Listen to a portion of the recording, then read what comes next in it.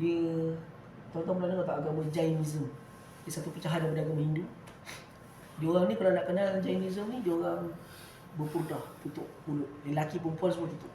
Sebab apa? Dia tak nak bagi nyamuk ataupun lalat termasuk dalam mulut. Sampai dia nak cakap ni betapa sayangnya dia pada semua kehidupan ni, sampai kan tak nak macam tu. So dia tutup mulut dia. Agama Jainism. Dia orang memang dilarang apa, pukul nyamuk pun tak boleh. Apa semua dilarang tak boleh. Kalau apa ular patuk kau pun kau tak boleh bunuh ular. So itu boleh melebihi pula, berlebihan pula. Tak, bila ada hajat dibunuh dia kena dibunuh. Itu rahmat kita kepada setiap yang bernyawa. Alhamdulillahirabbil alamin, Ar-Rahmanir Rahim, Maliki Yaumiddin. Malik dalam Quran ada beberapa jenis, ada dua jenis cara bacaan sebut ni. Kalau kita Maliki Yaumiddin panjang betul. Kalau Warash pada belah Maghribi sana, bacaan Warash dia baca Maliki Yaumiddin. Dua-dua panjang dan pendek tu, dua-dua masuk dalam lainan. Disebabkan panjang ni, masuk dia jadi lain terus. Kalau Maliki Yaumiddin, panjang, dia akan maksud asal dia adalah raja, penguasa, raja atau penguasa. Tapi kalau Maliki Yaumiddin, dia bermakna yang memiliki je, memiliki sesuatu. Jadi ulama pun bahas mana satu yang lebih tepat, mana satu yang lebih deep, lebih sampai. Ma ke ma. So itu ada perbahasan. Saya tak nak masuk perbahasan tu lah, sebab perbahasan tu akan panjang lebar. So kita ikut bacaan kita lah. Hafs An-Asim, iaitu bacaan Hafs. Bacaan Hafs membacanya secara panjang mak. Maliki Yaumiddin. Saya ingat dulu pernah saya jadi imam kat masjid kat Morocco tu. Terlupa nak baca Maliki Yaumiddin. Terbaca panjang Maliki Yaumiddin. Terus ada orang tegur.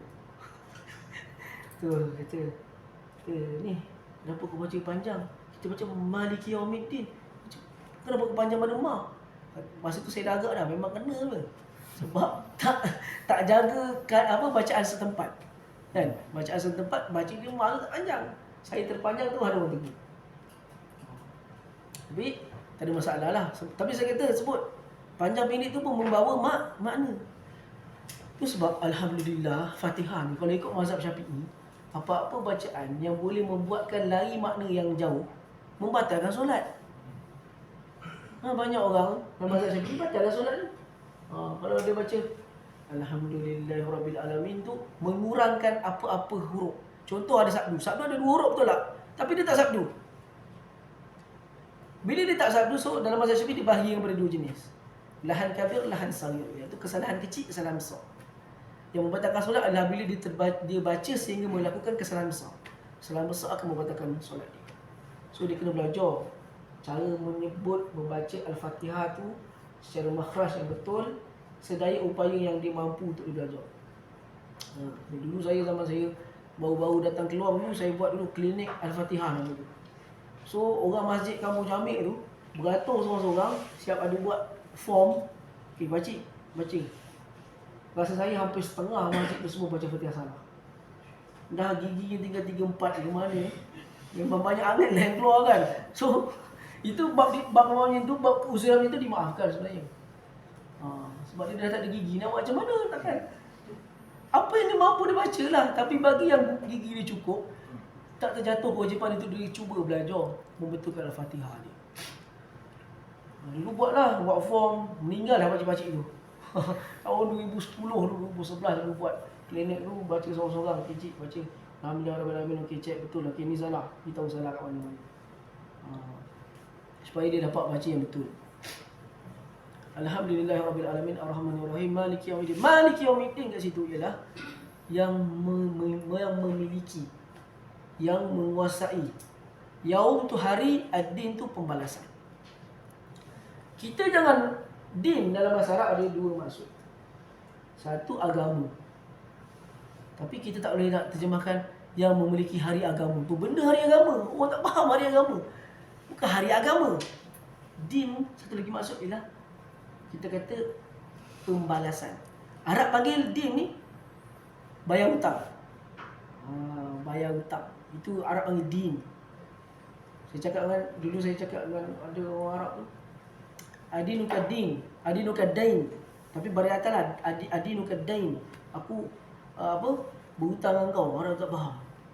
Ini tak cakap bahasa dialek. Seolah-olah saya cakap lagi, saya telah berhutang dengan kamu. Dia pun tak faham. Cakap bahasa baku pun dia tak faham. Dia kena sebut dialek lah. Tapi Arab akan menggunakan din ataupun dain, iaitu hutang. Bayar hutang.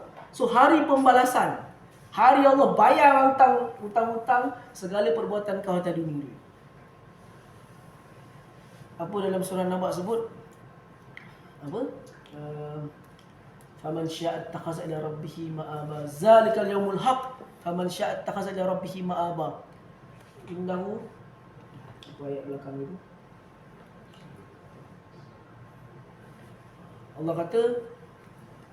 Allah kata dalam ayat ini, limanil mulkul yaum lillahi wahidil qahhar. Allah kata apa? Pada hari ini siapa yang paling besar dan paling tinggi sekali dan paling raja sekali pada hari ini? Lillahil wahidil qahhar. Hanyalah Allah, Tuhan, satu-satunya Tuhan, Al-Qahhar, yang maha memaksakan atas setiap sesuatu. Hari itu dan di hadapan Allah siapa? Dulu atas dunia dia raja. Dulu atas dunia dia Perdana Menteri. Dulu atas dunia dia memegang tampuk pemerintahan. Dulu dia atas dunia dialah yang menyuruh orang. Dia boleh perintahkan orang tanpa dia fikir pun apa kesan orang tu kena laksanakan perintah dia. Dia boleh sebut dia, aku nak kau buat ni, aku tahu benda ni siap, aku tahu inilah dia inilah dulu yang dulu atas dunia tu. Macam gitu. Tapi pada hari itu dia tak boleh berkata apa-apa. Allah kata dalam surah Naba apa? Tak ada siapa boleh bercakap pada hari itu. Siapa yang boleh cakap? Siapa yang boleh cakap pada hari itu? Ar-Rahman. Tuhan yang Maha Pemurah tu dia yang berhak bercakap pada hari itu. Dan orang yang berada di hadapan Allah pada hari itu, apa dia boleh buat? Hanya boleh bercakap benda yang benar sahaja. Dia takkan ada ruang untuk dia boleh berbohong pada depan Allah. Sebab yang bercakap ketika itu siapa? Tangan dan kaki dia yang bercakap. Allah kata dalam surah Yasin apa? Kami kuncikan mulut dia dan tangan dan kaki dia yang akan bercakap. Bila tangan dan kaki dia bercakap, dia hanya akan bercakap benda yang benar sahaja. Dulu aku mencuri.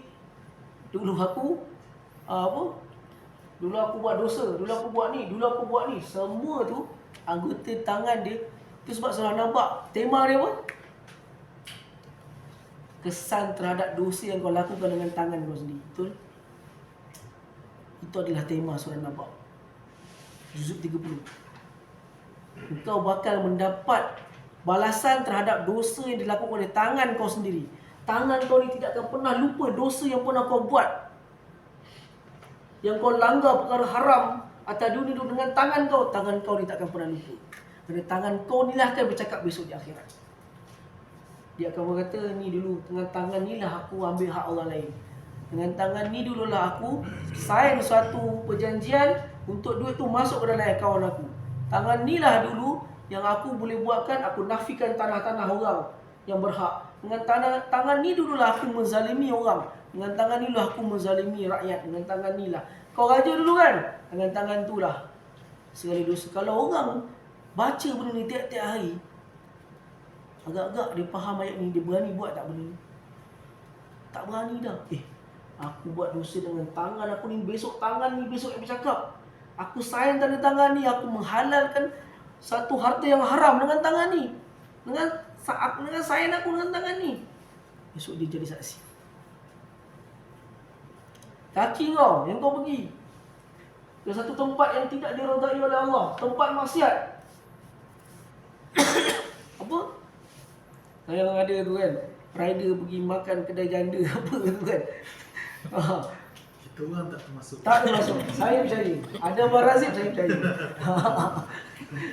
Kalau grup tu Abang Razif ada, insya-Allah ke tempat yang diridai oleh Allah kan.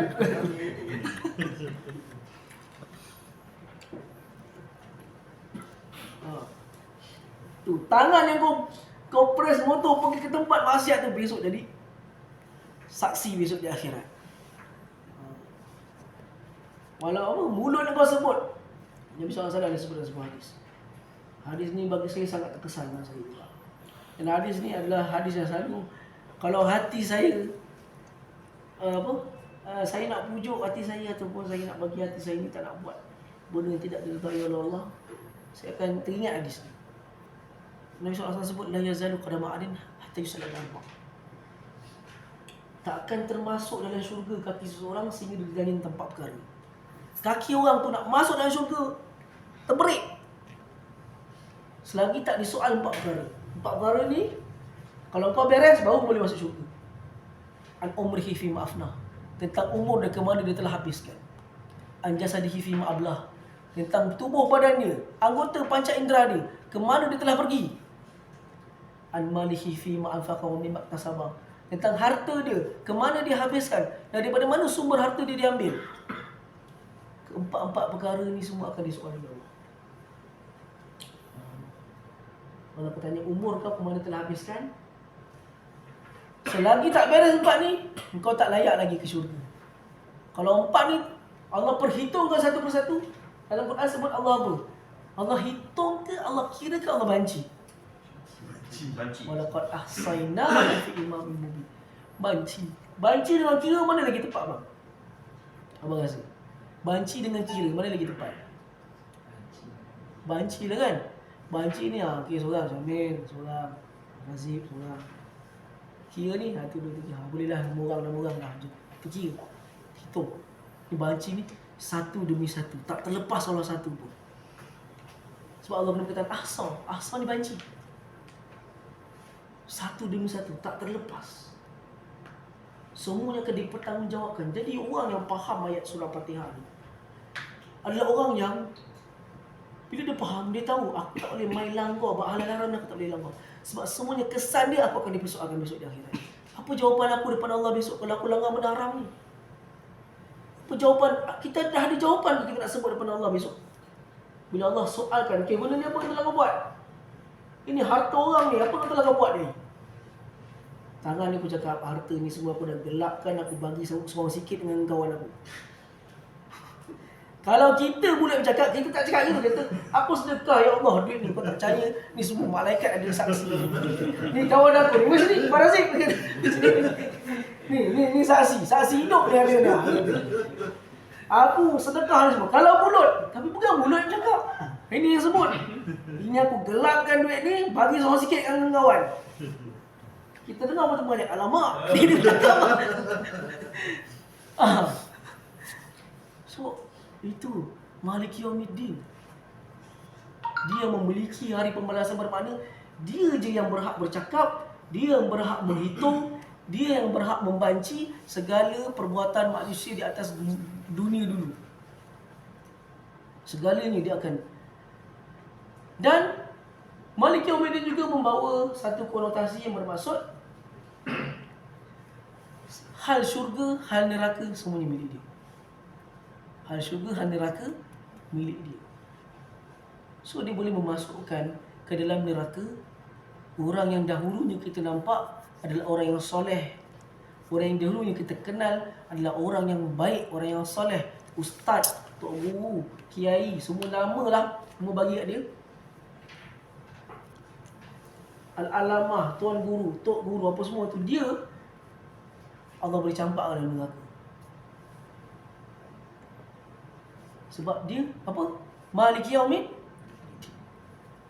Dan dia boleh masukkan ke dalam syurga dia pula orang yang dulu kita kenal memang ini memang jenis kaki langgar punya, hamlau punya orang. Kata ini memang jenis cakap pun tak ada fikir. Tahu-tahu masuk syurga. Dia boleh masukkan. Dalam hadis Bukhari ni, banyak kali dah saya baca hadis, betul tak? Dia boleh masukkan. Sebab apa? Sebab apa? Maliki Yaumiddin. Dia yang maha memiliki hari perhitungan. Dia yang maha memiliki syurga dan neraka. Dia berhak memasukkan ke dalam tu sesiapa pun yang dia kehendaki. So apa yang kita boleh buat? Apa yang tadabbur kita boleh buat daripada ayat Maliki Yaumiddin ni? First, Nabi SAW disebut dalam sebuah hadis riwayat Muslim. Nabi SAW apa? Sallallahu al-jannata. Selalu-selalulah minta kepada Allah engkau ni masuk syurga. Nabi suruh, anjuran kita. Kalau boleh satu hari minta 100 kali. Ya Allah masuk ke syurga. Ya Allah masuk ke syurga. Ya Allah masuk. Nabi sebut dalam hadis. Mintalah kepada Allah untuk kau masuk syurga. Minta. Pernah minta tak doa masuk syurga? Mintalah. Yang lebih orang kata dalam sunnah, doa yang lebih didengari time bila? Satu lagi. Sebelum salam. Tahiyat akhir. Sebelum memberi salam. Yang juga yang ni lah. Tapi di sini ada perbahasan para ulama lah. Surah Fatihah. Dalam sebuah hadis riwayat Bukhari dan Muslim, Nabi sallallahu alaihi wasallam ada sebut, "Qasamtu salata baini wa baina 'abdi wa li 'abdi mas'al." Aku telah pisahkan surah Fatihah ni kepada dua pisahan, dua kumpulan. Satu untuk aku, satu untuk hamba aku. Dan apa benda yang hamba aku minta, aku akan bagi. Wa iza qala 'abdi alhamdulillahirabbil alamin, apabila hamba aku membaca alhamdulillahirabbil alamin, majadani 'abdi, hamba aku telah memuji aku. Bila dia baca ar-rahmanir rahim, asna alayya 'abdi, hamba aku memuji aku lagi. Apabila dia baca maliki yaumiddin, hamadani 'abdi, hamba aku puji aku lagi. Iyyaka na'budu wa iyyaka nasta'in. Tapi bila dia baca iyyaka na'budu wa iyyaka nasta'in, haza li 'abdi wa li 'abdi mas'al. Nabi sebut hadis ni hadis kursi yang sahih. Bila iyyaka na'budu wa iyyaka nasta'in, ayat ni untuk hamba aku. Apa-apa yang hamba aku berdoa, aku akan beri. Saya ingat zaman saya dulu, saya baru datang keluar tahun 2010, datang keluar, masuk ke rumah sewa. Masuk rumah sewa dalam sekolah lah. Lepas tu keluar daripada sekolah, pergi ke rumah sewa lain. Dulu dalam kampung Camek tu. Saya duduk dalam kampung Camek tu, bayangkan. Bila saya keluar daripada kampung Camek, saya duduk kat kawasan taman. Masuk rumah kosong, apa benda pun tak ada. Sofa tak ada, apa semua tak ada. Saya beli satu tilam, saya tidur atas satu tilam. Yang lain semua kosong. Lepas tu dah ada gaji, time tu nak beli peti ais, peti sejuk. Saya punya bajet masa tu, peti sejuk saya nak 2 pintu yang harga 700. Memang minta yang tu. Saya baca setiap kali solat. Baca iyyaka na'budu wa iyyaka nasta'in, saya lintas dalam hati saya, aku nak peti ais 2 pintu 700. Saya memang minta. Saya baca setiap solat saya. Aku nak, tak cakaplah Sony ke Toshiba ke tak ada. Dia sebut aku nak peti ais 2 pintu harga 700. Saya lalu ke dalam hati saya pada iyyaka na'budu wa iyyaka nasta'in.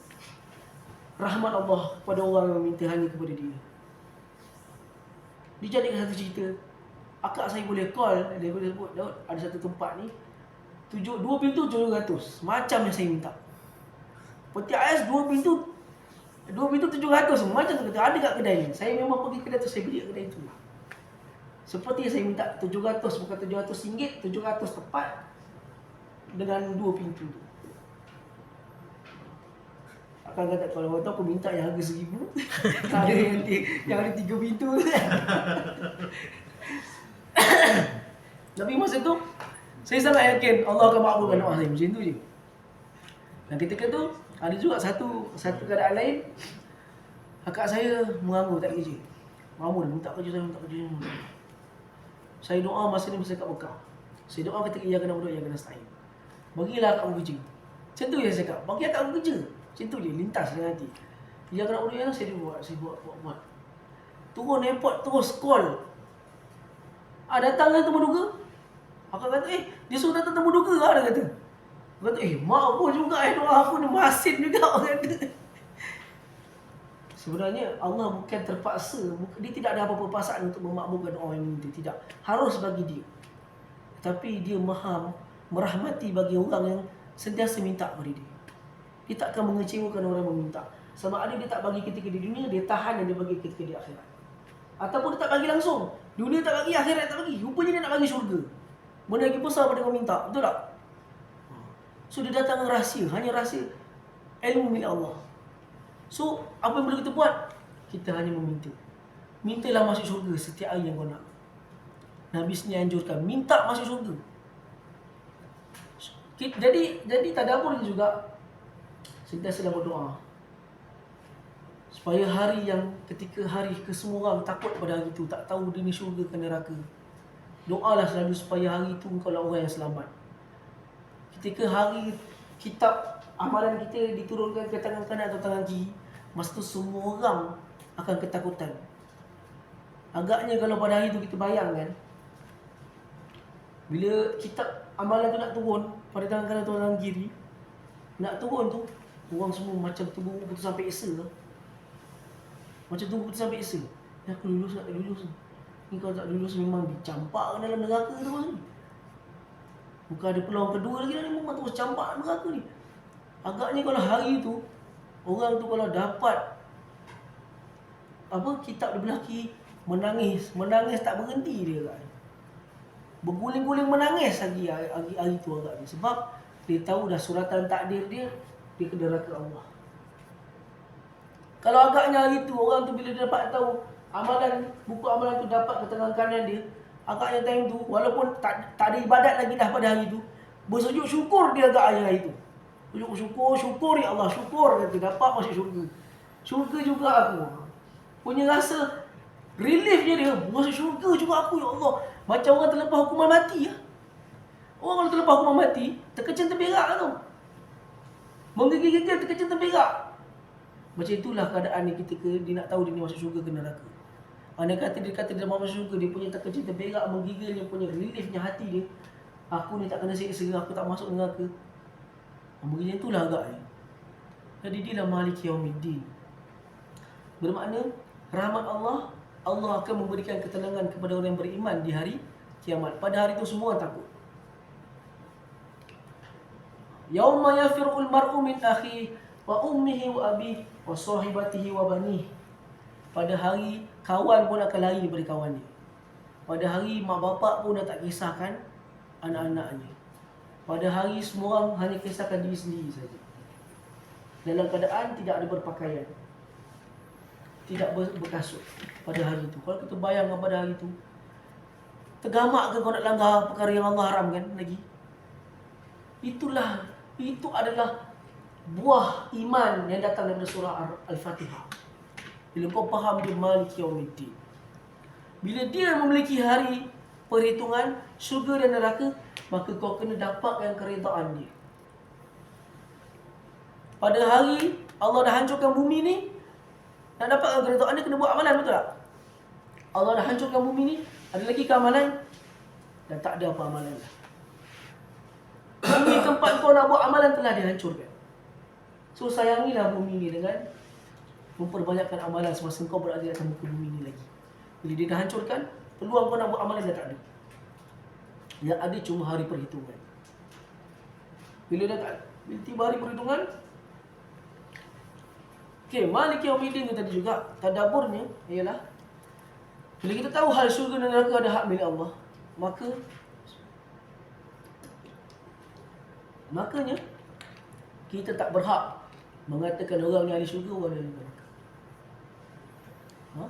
Bila kita nampak orang tu tak kena kat mata kita, tak soleh pada mata kita, kita kata ini ahli neraka semua dah datang. Contoh, ahli neraka semua dah datang. Tak boleh. Sebab Maliki Yaumiddin, hal syurga neraka dia yang tahu. Allah sebut dalam hadis 40 ada satu. Hadis yang ketiga, yang keempat. Nasib diri kita semua telah tertulis di Lauh Mahfuz. Kita buat apa besok? Allah sebut dalam Quran apa? Wa ma tadri nafsun bi ayyi ardin tamut wa ma tadri wala tadri nafsun bima taksibu ghadan wala tadri nafsun bi ayyi ardin tamut. Seorang itu tidak akan tahu apa yang dia akan lakukan pada hari esok. Dan seorang itu tidak akan tahu di bumi manakah dia akan mati nanti. Tak ada orang kan tu, melainkan Allah. Dan tak ada orang yang akan tahu mati kita bila, dah tercatat di Lauh Mahfuz. Kita nak di syurga ke di neraka, telah tercatat di Lauh Mahfuz. Seandainya, dalam hadis sebut apa?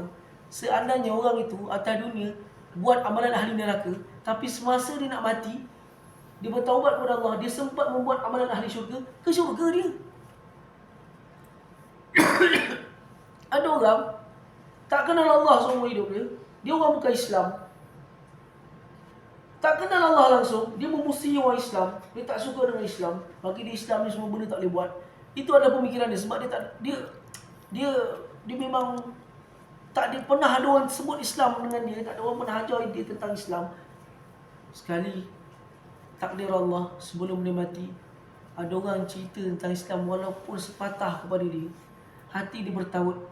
Sebelum dia hembuskan nafas yang terakhir, dia sebut asyhadu an la ilaha illallah. Ke syurga dia. Jadi kita tak tahu nasib masing-masing. Jadi apa yang perlu kita buat adalah apa? Sentiasalah memperbarui taubat kita untuk menghadapi hari perhitungan yang tidak ada siapa boleh tolong pada waktu itu. Dalam Quran banyak kali sebut orang yang dulu kerja dia asyik minta tolong je, ada kabel je. Atas dunia memang hidup berkabel, hidup minta tolong orang. Pada hari itu orang yang semua dia minta kabel, semua orang yang pernah dia minta tolong dulu, walaupun sembahan-sembahan palsu, patung-patung yang dulu dia minta tolong, semua akan berlepas diri. Apa dia kata? Aku pun tak tahu nasib aku. Dulu kau atas dunia kau ada kabel kan, semua benda kau boleh minta tolong, semua benda kau boleh rasa tak ada hal lah aku ada member, tak ada hal lah aku boleh settle benda ni. Tapi atas tu kau nak minta pada siapa? Tak ada siapa boleh tolong kau lah. Hari tu tak ada orang boleh tolong kau. Yang boleh tolong kau siapa? Ni Quran yang kau baca ni lah besok tolong kau. Quran yang kau cuba faham ni lah akan tolong kau. Kalau kau membongkang kat rumah, tak buat langsung, tak pergi majlis ilmu, tak apa, rasa boleh tolong kau besok di akhirat? Tak ada. Tak ada orang boleh. Inilah ni. Entah inilah ni. Ataupun entah mana anak-anak miskin, anak yatim yang pernah kita biaya dia, besok rupanya dia yang pimpin tangan kita masuk syurga. Kita pun tak tahu. Rupanya ni penyebab aku masuk dalam syurga. Dulu aku pernah tolong dia. Kita tak tahu. Kenapa? Maliki yaumid din. Selepas itu apa? Iyyaka na'budu wa iyyaka nasta'in. Iyyaka na'budu wa iyyaka nasta'in. Dalam ayat ni pun berlaku benda yang pelik. Sepatutnya ikut bahasa Arab, bukan iyyaka. Ka tu sepatutnya tak boleh duduk depan. Ikut bahasa Arab, ka tu tak boleh duduk depan. Sepatutnya dia kena jadi macam ni. Na'buduka wa nasta'inuka. Patutnya ka tu duduk belakang, ikut bahasa Arab. Tapi seperti saya sebut, setiap huruf ada makna, setiap baris ada makna, setiap tanwin ada maksud, setiap ba, setiap fa, setiap ta. Ta tak ada. Setiap fa, setiap ba, setiap lam, setiap huruf-huruf ni lah, ni semua ada makna. Ka kat situ engkau, tapi engkau tu duduk depan. Engkau kami sembah, kan? Engkau kami sembah. Sepatutnya aku sembah engkau, tapi engkau tu duduk depan. So sebab apa berlaku macam itu? Allah ni kalau dia nak isyaratkan benda tu sangat, benda tu pasti, dia akan depankan kata nama tu duduk depan. So dia mana-mana hanya semata-mata engkau lah kami sembah. Itu sebab kata duduk depan. Yang benda yang pelik lagi daripada ayat ni, Alhamdulillah Rabbil Alamin, kata nama dia apa? Dia, betul tak? Ar-Rahman Ar-Rahim, dia, betul? Betul? Maliki Yaumiddin, dia, betul? Iya, bukan dia lagi dah. Apa dia? Engkau. Sebab apa? Semua ada sebab. Bukan saya saja. Tukar-tukar macam tu bukan saya saja. Dalam ilmu tafsir, ilmu tadabbur atau ilmu tafsir, apabila berlakunya perubahan kata nama, Allah sedang mengisyaratkan bahawa benda tu pun pasti juga. Benda tu pasti bermakna apa? Seandainya kau menyembah dan memohon kepada Allah, pasti Allah akan jawab. Pasti. Dia mau masuk pasti. Bila dia tukar engkau apa dia tiba-tiba engkau, bermakna betul-betul kita cakap engkau lah. Atas bermakna dia nampak tak? Tak nampak kan dia. Orang kalau kita kata dia, kita tak nampak kan. Bila engkau nampak tak? Nak cakap yang betul-betul nampak. Engkau. Itu sebab di depan kan kau. Ni saya masuk bahasa Arab sikit lah. So dia tak boleh lari perbahasan bahasa Arab ni. Sebab Quran tu kan bahasa Arab. So dia kena bahas kat bahasa Arab lah. Kalau dia turun ikut bahasa Jawa, kita ikut bahasa Jawa kan. Ini sebab kita turun bahasa Arab, kita kena bahas di suatu bahasa Arab. Iyyaka na'budu wa iyyaka. Bermakna maksud dia apa? Hanya senya kepada engkau sahaja aku sembah. Kita sendiri mengaku tiada air, hanya kepada engkau lah aku sembah. Sembah ni apa? Hanya percaya dialah yang menolong kita, dialah yang bagi kita apa yang kita nak, benda yang kita hajat. Hanya dia saja yang kita letakkan kita punya dahi kita, hanya kepada dia lah. Sembah tu bermakna banyak maksud dia, sembah ni. Sembah ni, kalau nak cakap sembah, maksud sembah, kita, apa yang Allah halalkan dalam Quran dan hadis, kita kata halal. Apa yang Allah kata haram, kita kata haram. Itu pun sembah. Kan? Sebab Adi bin Hatim, seorang sahabat Nabi yang dulunya Kristian, dia bukan Kristian biasa. Ni, pastor. Kata apa? Pastor? Pendeta. Kalau orang Indonesia dia panggil pendeta. Pendeta tu. Pendeta Kristian ni, dia datang jumpa Nabi dalam keadaan ada salib. Dia buat daripada kayu atas leher dia. Kemudian Nabi SAW membaca ayat Quran. Wattakhazuna ruhbanahum arbaba min dunillah. Mereka menjadikan paderi-paderi mereka sebagai tuhan-tuhan yang lain untuk disembah.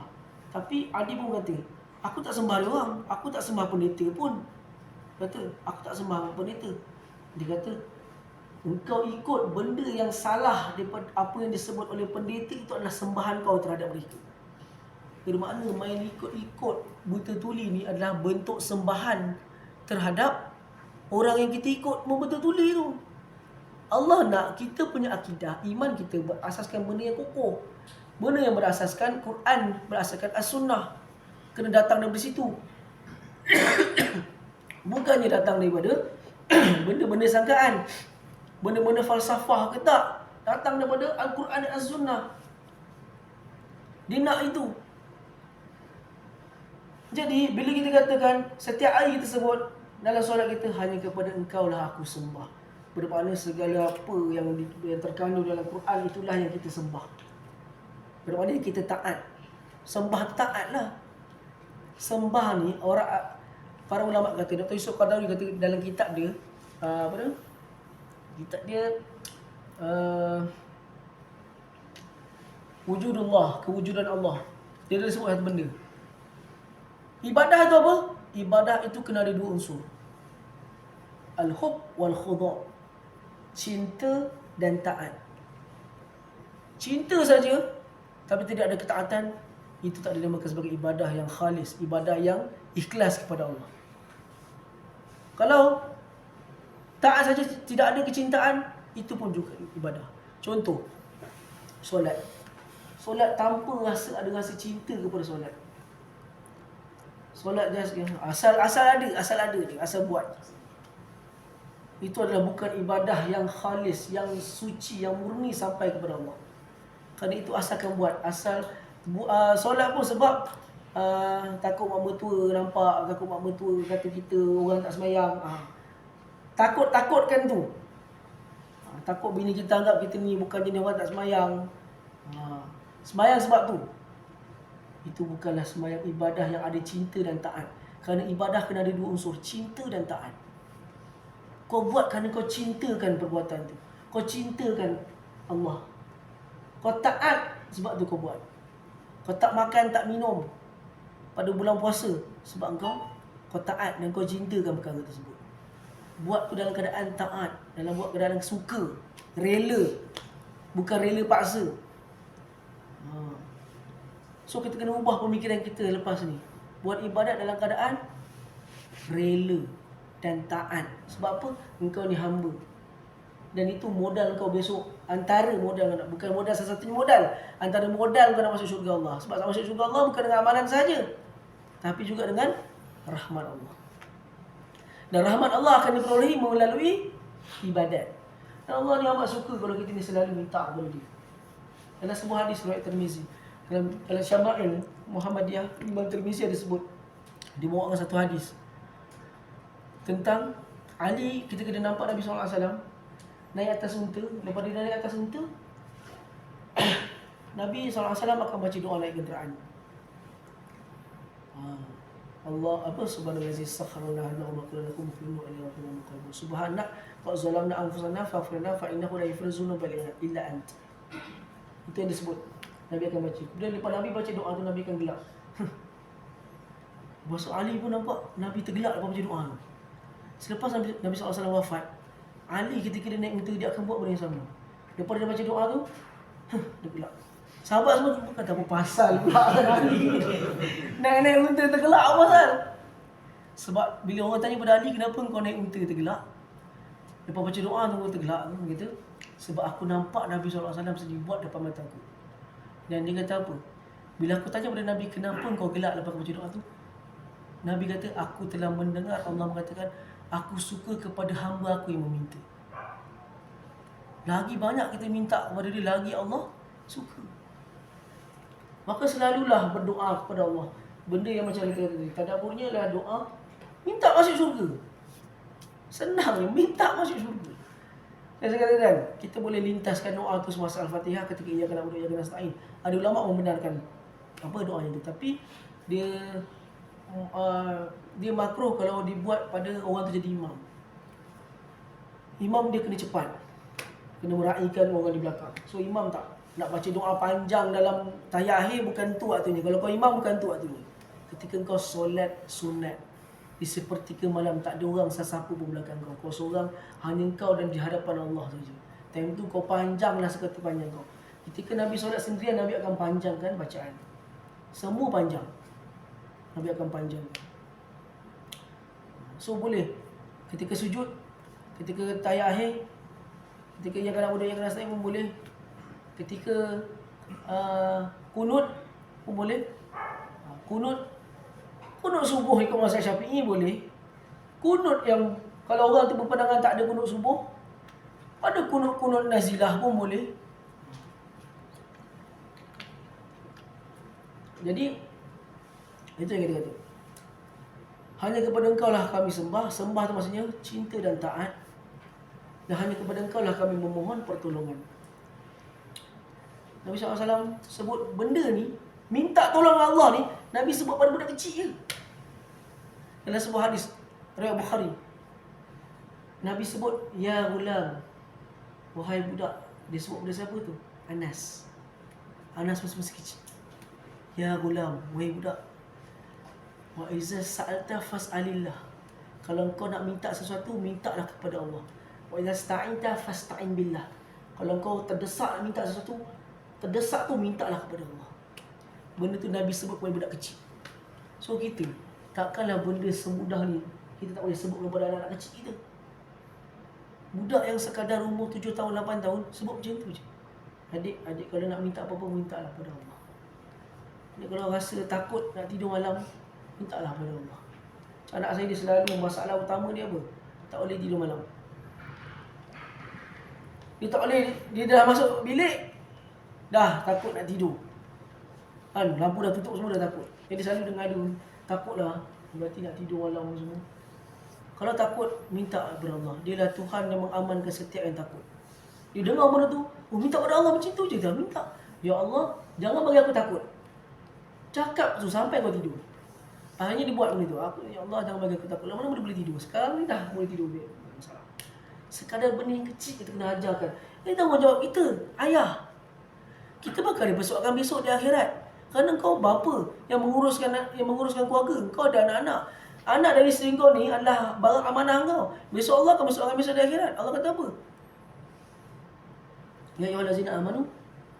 Apa? Qu anfusakum ahlikum nar. Janganlah bagi anak dan isteri kau terjerumus dalam api neraka Allah.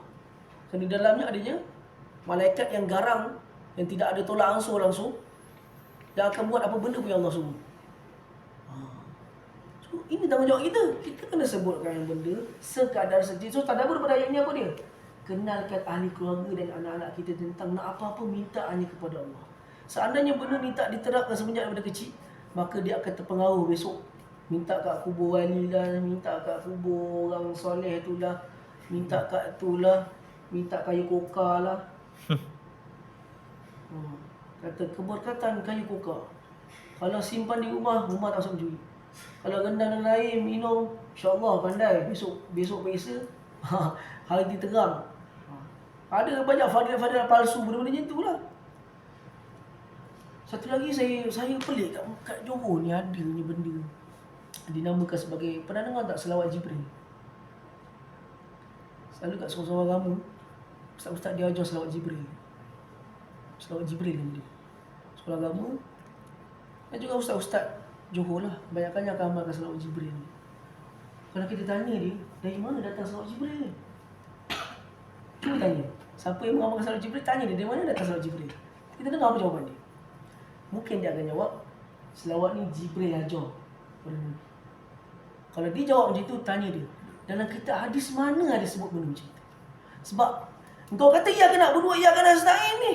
Hanya kepada engkau kami sembah, kepada engkau kami hanya taat kepada engkau, taat Rasulullah, Allah taat kepada engkau. Antara cara taat kepada Rasulullah, Allah kau mengikut sunnah dia dalam bab ibadat, dalam bab macam segala perkara kau ikut sunnah dia. Jangan poligami je. Kan? So, sunnah dia kau ikut. Apa bang? Allah kata dalam surah Naba, siapa yang nak jalan Allah kena apa?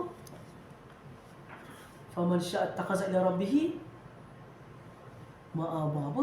Allah kata dalam surah Naba, kalau kau nak melalui jalan dia, kau kena ikut sunnah Rasul. Qul in kuntum tuhibbuna Allah fattabi'uni yuhibbukumullah wa yaghfir lakum dzunubakum. Kalau kau katakan kau cinta kepada Allah, ikutlah sunnah Rasul. Cara nak ikut sunnah Rasul macam mana? Macam saya sebut yang minggu dulu. Belilah kitab hadis. Kat rumah dah kena ada kitab tafsir, dah kena ada kitab hadis. Orang Islam ni lah orang yang beli kitab, baca kitab, menulis, menghafal. Itu kerja orang Islam. Itu kerja orang Islam. Kalau orang Islam tak buat benda tu, maka dia akan senang terima bulat-bulat apa benda pun yang disampaikan kepada dia. Sebab dia tak buat aktiviti pembelajaran macam itu. So, beli buku adalah di antara cara nak selamat. Setuju tak kalau saya kata beli buku menyelamatkan kita daripada azab api neraka? Setuju tak? Setuju? Beli buku menyelamatkan kita daripada azab api neraka? Setuju tak? Setuju. Ha? Kalau baca lah. Kalau buat hiasan, kalau buat hiasan tak ada, mana mahu ya, tak ada. Kalau sekadar buat hiasan tak ada. Tapi beli buku adalah satu step kau nak selamat daripada neraka Allah. So, kena beli buku. Tadabbur dia beli buku. Beli buku zikir yang sunnah. Beli kitab tafsir. Beli kitab, apa lagi tadi? Kitab hadis. Hanya kau Quran kau dah baca, mungkin kau dah tahu. Amalan tadabbur kau dah buat. Tapi amalan baca hadis mengikut sunnah Nabi mana? Kau dah baca kitab hadis. So nak ikut ni. Nak ikut sunnah. Tu yang selamat. Iya kena berdua, iya kena nasta'in tu. Tengok Ali macam mana. Sampaikan bab gelak pun dia ikut. Contoh macam Abdullah bin Abbas. Dia hanya akan buang air pada tempat yang Nabi SAW buang air. Cakap betapa cintanya kepada Nabi SAW. Dan Abdullah bin Abbas satu hari, dia jalan ni musafir. Tengah jalan, tiba-tiba dia menyeberang jalan, dia pergi belah sana. Orang kata, apa pasal jalan belah sana tiba-tiba? Sebab dia kata, Nabi akan pergi jalan belah sana bila melalui jalan ni. Sampai macam tu sekali. Dan dia hanya akan ikat unta dia di tempat yang Nabi ikat unta je. Dia akan buat benda tu. Sampai macam tu sekali. Sebab apa dia boleh buat macam tu? Sebab apa dia boleh buat macam tu? Sebab dia nampak Nabi setiap hari, setiap malam. Dia makan, dia orang semua makan dengan Nabi, semayang dengan Nabi, duduk dengan Nabi, berbual dengan Nabi, Nabi tu depan dia orang.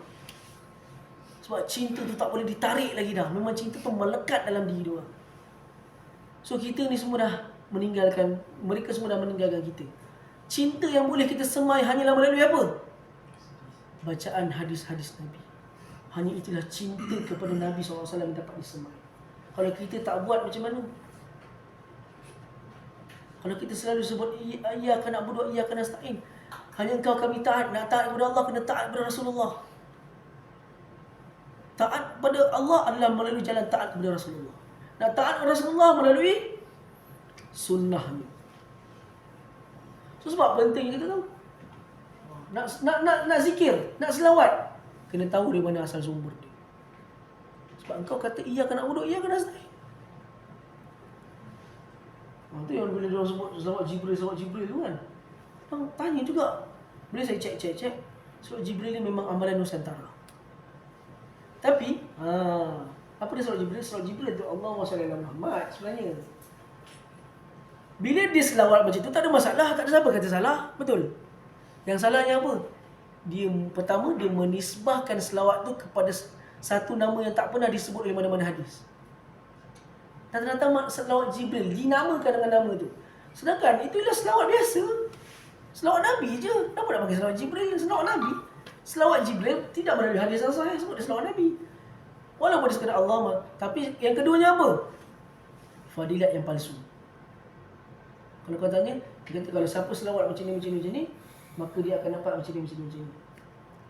Kita berhak tanya dia, dari mana datang fadilat dia? Kalau kata sayang Nabi, kena pertahankan hadis Nabi. Benda yang bukan datang daripada mulut Nabi, bukan datang daripada wahyu, kita kena pertahankan benda itu. Bila benda tu tak datang sahih daripada mulut Nabi, kita kena pertahankan, kita kena katakan benda tu tidak disebut oleh Nabi SAW dalam mana-mana kita hadis. Kita tanya, dari mana fadilat tu? Dulu kawan-kawan saya pun tak tahu pasal fadilat. Dia pun tak tahu benda tu palsu. Fadilat apa? Sembahyang tarawih malam 1 dapat ni, malam 2 dapat ni. Dia pun tak tahu benda tu palsu. Ada kawan saya pun macam tu. Sekadar tu pun dia tak tahu benda tu palsu. Tapi dia orang cakap, kalau fikirkan balik kan, hari pertama pun dah bagaikan dilahirkan oleh ibu kan. Tak ada dosa. So orang kata kita pergi malam pertama ni lah. Malam ketiga macam tak best je fadilat ni. Kan? So dia pilih malam. Kita tengok malam mana yang best. Malam ni best, kita pergi.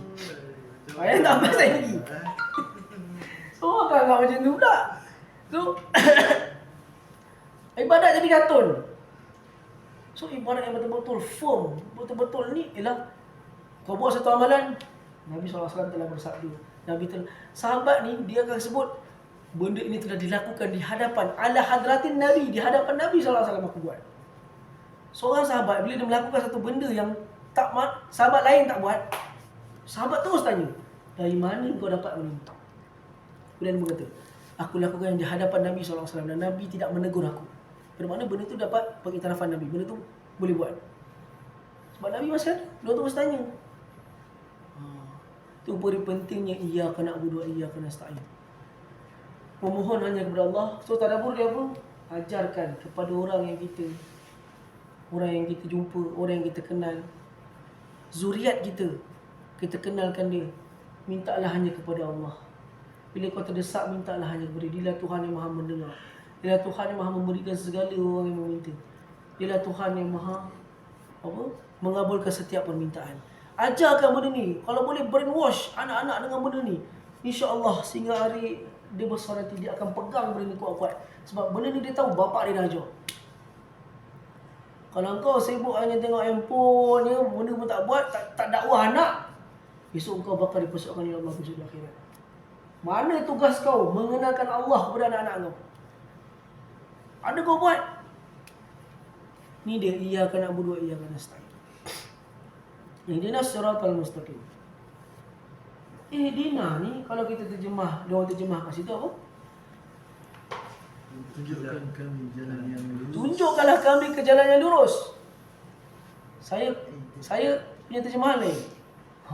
Yang kata saya sesat pula tak, saya berpandukan bahasa Arab. Kalau dia kata tunjukkanlah kami, betul. Saya tak kata salah. Tak ada orang kata salah. Tunjukkanlah kami ke jalan yang lurus tak cukup. Ada tambahan lagi. Bukan setakat tunjuk, bahkan tetapkanlah kami. Kerana perkataan ihdi, hada, Arab akan memahami dengan nama ad-dawam, iaitu sentiasa. Hidayah ni, Arab faham dalam kepala otak dia, benda berbentuk hidayah. Kalau guna perkataan hada ni bermaksud apa? Benda yang sentiasa, berjalan sentiasa. Bermakna kita bukan minta hanya kepada Allah, tunjukkan aku. Bahkan tetapkanlah aku di atas jalan yang lurus. Tunjuk je. Macam contoh kan, orang sesat. Tunjuk je, kau jalan ni. Dah pergi belah. Mana satu ni? Kanan ke kiri dia tunjuk macam ni. Tapi kalau kau tetapkan dia, kau cakap, ni kanan, faham? Kanan. Bukan kiri. Baru betul, baru orang tu jalan-jalan yang lurus. Betul tak? Kalau setakat tunjuk je, ni. Syamim, sini. Tunjuk. Dah, tu pergi. Sesat dia. Orang tak jumpa jalan juga. Kata, Syamim ni biar betul lah aku suruh tunjuk. Memang tunjuk betul dia buat. Patutnya kena tetapkan. Dah jumpa jalan ni, tetap ni. Kanan kanan cakap. Tengok mulut kanan dah. Barulah betul kanan. So memang betul dia masuk kanan. Itu maksud ihdina. Tunjuk dan tetapkan. At-tasbih. Dia panggil tasbih. Makna kita doa. Dan dalam ayat ni disebut nahnu.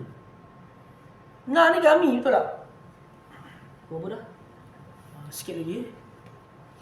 Sikit lagi. Ambil masa sikit tak apa. Pun tak habis juga. Kata mustaqim. Okey, ihdina siratal mustaqim. Sikit lagi siratal ladzina an'amta ghairil maghdubi alaihim. Jumpa lagi insya-Allah boleh habis. So ihdina siratal mustaqim. Tunjukkan dan tetapkan kami. Kami. Doa ni mesti doa kami. Kalau kita baca dalam Quran, kebanyakan doa para nabi dan rasul dia akan sebut apa? Mak dan bapak dia sekali. Macam doa Nabi Allah Daud. Macam Nabi Allah Sulaiman. Dia doa apa? Dia doa bukan untuk diri dia saja. Dia masukkan nama mak dan bapak dia sekali. Bermakna agama Islam ni ialah agama berjemaah, agama kami. Bukan agama aku. Itu agama Islam. Tema dia adalah kami. Bukan aku, biar aku je masuk neraka. Anak bini aku kat rumah, biarlah lantak dia lah neraka ke syurga, tak kisah. So kalau kau dah rasa nak anak dan isteri kau masuk ke syurga Allah sama-sama, so kau bertanggungjawab benda yang kau dengar, kebaikan wahyu yang kau dengar, kau sampaikan kepada mereka. Ramai orang pergi masjid, tapi balik tak ada kosong. Kita benda kosong juga dengan anak bini dia. Bukannya dia nak sunnah Rasul, sunnah para sahabat apa dia buat. Setiap yang dia jumpa dengan Nabi SAW, apa dia buat? Dia orang balik, dia akan ceritakan kepada keluarga. So dakwah takkan berjalan kalau kita hanya simpan diri kita je. Macam mana tadabbur ni nak sampai kepada orang lain? Kalau kau cuma dengar apa benda yang disampaikan kebaikan wahyu, kemudian balik rumah tak buat apa-apa. Para sahabat tak. Bacalah dalam kitab hadis. Para sahabat ni punya style, dia ni punya tak nak terlepasnya kuliah dengan Nabi ni, dia akan buat sistem tana'ub, iaitu sistem bergilir. Kalau hari ni aku jaga kedai, besok aku jaga kedai ni, engkau pergi. So kau sampaikan kepada aku, besok aku pula pergi, engkau jaga kedai. Ada orang macam tu. So diorang bergilir, tak nak bagi terlepas. So bila diorang dah dengar, diorang akan sampaikan. Bila diorang sampaikan, harta kepada hamba dia pun dia akan ceritakan. Dia akan ceritakan apa benda wahyu yang dia dengar daripada Nabi SAW. Diorang cerita benda. Barulah ahli keluarga diorang dapat dakwah Islam, dapat sama-sama jadi orang baik. Itu maksudnya ihdina, nak tu kami. Takkan kau je nak masuk syurga, betul tak? Engkau je nak tahu kebaikan wahyu, anak dan isteri pun kena tahu juga. Apa kena? Sama ada kita bawa ke mana-mana majlis ilmu, bagi dengar ke, atau kau sampaikan apa benda yang kau dengar. Kalau kau je dengar, macam kata kat masjid. Selalu saya sebut kat masjid. Satu-satunya masjid yang saya dapat ajar dia tu kat Sipar Renggam. Kat masjid tu selalu saya sebut, sampaikanlah kebaikan wahyu ni kepada setiap yang kita kenal. Setiap ada talian darah, tak ada talian darah dengan kita. Setiap ahli keluarga kita ni semua kena sampaikan dulu. Ahli keluarga kau dulu, darah daging kau, zuriat kau dulu kau kena cerita. Kau kena sampaikan benda ni. Kerana inilah menyelamatkan kau besok di hari kiamat. Ini yang menyelamatkan kau. Inilah semua yang menyelamatkan kita besok di akhirat. Agama Islam, agama kami, agama berjemaah. Nabi SAW sebut dalam hadis riwayat Ahmad dalam Musnad, dia sebut apa? Alaikum bil jamaah. Hendaklah kalian bersama-sama di dalam jemaah orang Islam. Di dalam secara berkumpulan. Nak buat baik, berkumpulan. Nak edar apa? Edar makanan kepada orang miskin, buat secara berkumpulan. Nak buat apa-apa amalan baik, buat berkumpulan. Nak baca Quran, buat berkumpulan. Nak apa? Buat apa? Nak buat belajar tadabbur, buat berkumpulan. Semua benda nak buat benda baik, semua buat berkumpulan. Alaikum bil jamaah. Dan Nabi sebut apa? Fa inna dhi'ba la ya'kulu min ghanamil qasiyah. Sesungguhnya serigala akan memakan kambing yang berseekoran. Bukan berseorangan, berseekoran. Serigala akan makan kambing yang berseekoran. Yang seekor.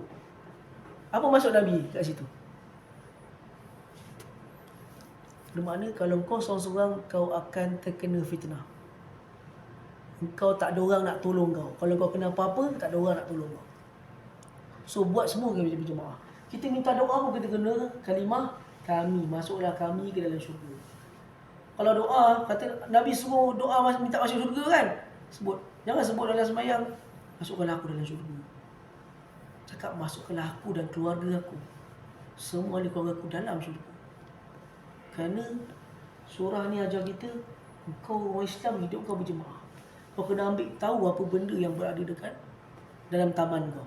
Kita orang yang faham Quran, orang yang faham tadabbur adalah orang kena jadi orang yang pertama mengambil tahu hal jiran. Jiran ni apa? Jiran bukan orang sebelah rumah. Satu taman kau ni lah jiran kau. Maksud jiran tu lah kejiranan, bukan jiran. Jiran di sebelah rumah. Jadi ustaz kata jaga jiran, di sebelah rumah kau yang menjaga. Tak, satu taman. Ni Taman Suria, betul? Satu taman ni jaga. Nabi sebut apa? Agama Islam ni agama mengambil tahu hal orang lain. Agama berjemaah. Walaupun jiran kau lah bukan orang yang tauhid kepada Allah. Walaupun di jiran kau non-Muslim. Kalau jiran kau yang non-Muslim tidur dalam keadaan lapar dan kau dekat rumah kau dalam keadaan kenyang, kau tetap berdosa sebab dia lah jiran kau, tanggungjawab kau. Kejiranan. Nabi SAW sebut kan, dicela siapa yang bata syaba'anan wal jaruhul ja'i. Dia tidur dalam keadaan kenyang sedangkan jiran dia dalam keadaan lapar. Kena jaga kejiranan. So macam mana nak buat jaga kejiranan? Kenalah ada pertubuhan dan kena berjemaah. So dengan pertubuhan itulah sebenarnya memudahkan perkara. Sebab seandainya dalam kejiranan kita tak tahu. Patutnya kita ni orang Islam, kalau kejiranan kita ni ramai non-Muslim, contoh, kitalah orang yang pertama kena tahu siapa yang ada kematian, siapa yang tak cukup duit, siapa yang baru hilang pekerjaan, siapa. Kenapa? Surah Fatihah ajar kita agama Islam ni agama berjemaah. Agama ambil tahu hal orang lain. Bukan asalkan lepas kau diingkau je. Tak. Itu roh agama ni. Agama yang mengambil tahu hal orang lain. Kau kena tahu ahli keluarga kau mana yang tak cukup makan, ahli keluarga kau mana yang perlukan bantuan pendidikan, ahli keluarga kau cari ahli keluarga kau dulu. Kau dan tengok. Nabi SAW sebut dalam sebuah hadis. Jibril pernah sebut kepada Nabi SAW. Dia sebut apa? Jagalah jiran ni. Nak cakapnya kepentingan jaga jiran ni sehingga kan kalau malaikat Jibril kata kalau dia ada harta, dia akan wariskan harta dia kepada kejiranan. Nak cakapnya apa? Kita kalau wariskan harta, wariskan kepada siapa? Darah daging kita, betul tak? Seolah-olah macam itu. Malaikat Jibril kata, kalau aku ada harta, warisuh. Seolah aku akan mewariskan harta aku kepada kejiranan. Sampai itu sekali.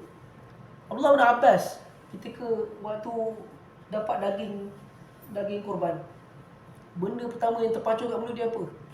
Jari. Jiran aku. Jari Yahudi, jiran aku yang Yahudi. Daging tu dapat, mana jiran aku yang Yahudi. Seandainya dengan hadiah daging tersebut dapat melembutkan hati dia masuk Islam, kita yang dapat pahala sama.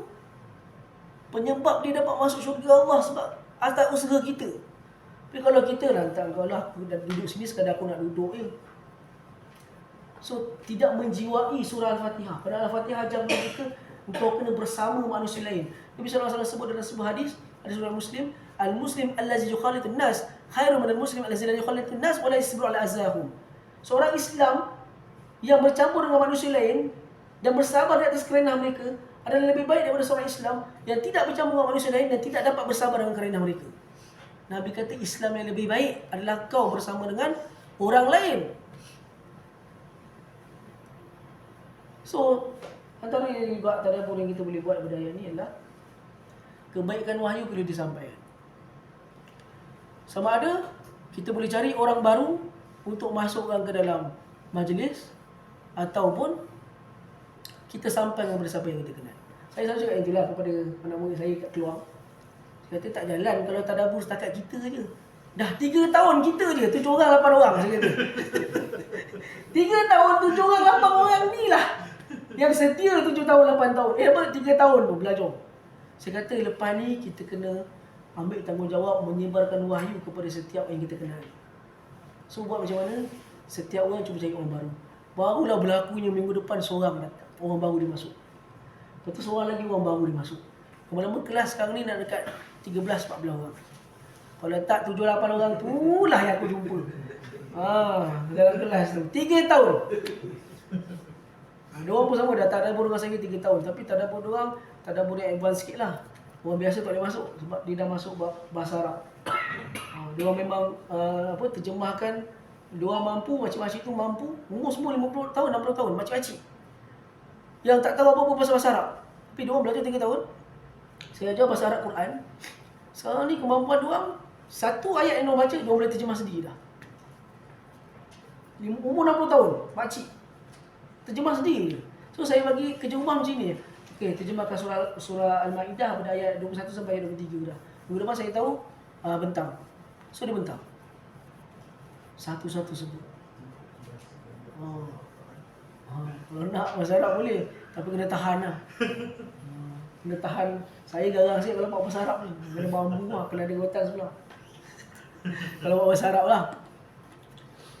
Kalau kelas bahasa Arab, selalu orang kalau iklan, tiada kerja rumah. Dalam masa sebulan, tak ada. Saya kata kerja rumah kena buat. Kalau saya buat iklan memang tak lagu ni. Kerja rumah kena buat. Bukan sebulan, 10 tahun pun kena habis untuk nak faham bahasa Arab. Kalau kita tengok kan selalu dalam masa sebulan, saya tegur orang tu. Sebulan faham bahasa Arab, kau biar betul saya kata. Sebulan mandanya sebulan saya kata. Sebab nak iklan je. Sebulan. Tiada kerja rumah. Tak ada soalan-soalan, tak ada. Dengan saya, aku soal kau. Kau siap dengan jawapan, aku soal kau. Itu saya kata, dengan belajar bahasa Arab, dia kena serius. Kau kena bergelumang dengan dia, kau kena sabar dengan kesusahan dia, kau kena sedia mental dan fizikal kau. Tapi selepas kau sabar benda tu, manis dia kau takkan terasa. Manis dia terlalu manis untuk kau rasa. Satu ayat Allah kau faham dengan dia sudah bahasa Arab, kau termenung. Kau termenung betul dengar ayat tu. Ya Allah, macamnya dalamnya ayat ni, sebab kau dah faham dengan bahasa Arab. Berbanding orang yang setakat kadang baca biasa. Itu sebab saya sangat yakin Quran ni bukan manusia buat. Disebabkan pemahaman bahasa Arab yang saya ada, saya sangat yakin memang bukan Quran ni bukan manusia buat. Saya sangat yakin benda tu. Dan saya pegang keyakinan itu bukan manusia buat. Memang datang semata-mata daripada wahyu daripada Allah. Kalau tak, dia takkanlah setiap fa ada makna. Setiap tanwin ada makna. Setiap depan dan belakang ada makna. Setiap ba ada makna. Setiap pemilihan perkataan ada sebab. Kenapa tak guna madah? Ada sebab tu lah. Sebab dia guna hamadah. Apa sebab dia? Sebab mereka guna bahasa Arab. Okey, setakat saja yang boleh kita kongsi bersama. So, kita harap kita dapat